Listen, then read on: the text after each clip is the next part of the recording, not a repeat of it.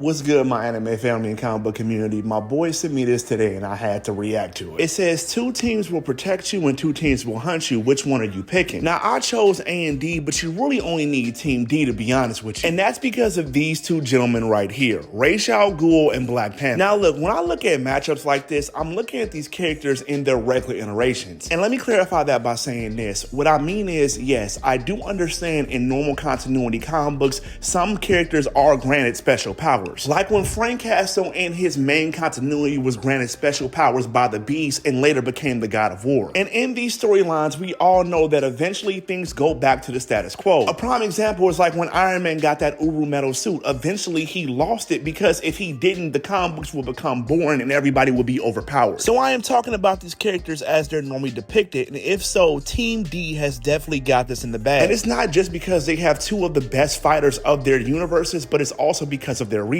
If you have Black Panther and Ra's al Ghul on the same team, you now have all of Wakanda and all of the League of Assassins at your disposal. Which means if Black Panther wanted to, he could drop you in the middle of Wakanda and leave you there, protected by all of his tribes and the Dora Milaje. Not to mention you would have Ra's al Ghul controlling the streets from the outside with the League of Assassins. The only person here connected enough to an entity even remotely like that is Talon with the Court of Owls. But let's keep it a stack. The Court of Owls is not invading and taking over Wakanda. They couldn't even take over the Batcave, which is just 3 Batmans and an old man with a shotgun, essentially. Not to mention that any single one of the Dora Milaje will be able to kick Talon's ass. And to add insult to injury, you have one of DC's most deadliest assassins, Deadshot, and a dude that can go toe-to-toe with Venom. But if I follow the guidelines and add a second team, this really gets unfair. Because adding Team A to this gives you the King of Prep Time, the Man Without Fear, Talon, and the Winter Soldier. Which means you have all of Batman's prep time knowledge, Daredevil, who can arguably beat every person on this list in a one-on-one fight. The keyword here being almost, so calm down, comment section. Talon, who has the Court of Owls at his disposal and also made light work of the Bat family and also is superhuman. The Winter Soldier, who is almost on the same level as Captain America. Yeah, bro, I'll be fine and I'll definitely be safe. And I don't want to hear people say, oh, we're not talking about the League of Assassins and we're not talking about Wakanda, we're just talking about Black Panther and Ra's al Ghul. Let me ask you a question. When Batman goes into a fight, does he not have his batarangs? Does he not have all the equipment at the Batcave at his disposal? Same thing with Frank Castle and the Murder Van. The League of Assassins and Wakanda is just as much of a resource to Black Panther and Ra's al Ghul as Batman's batarang. But y'all let me know what y'all think in the comment section.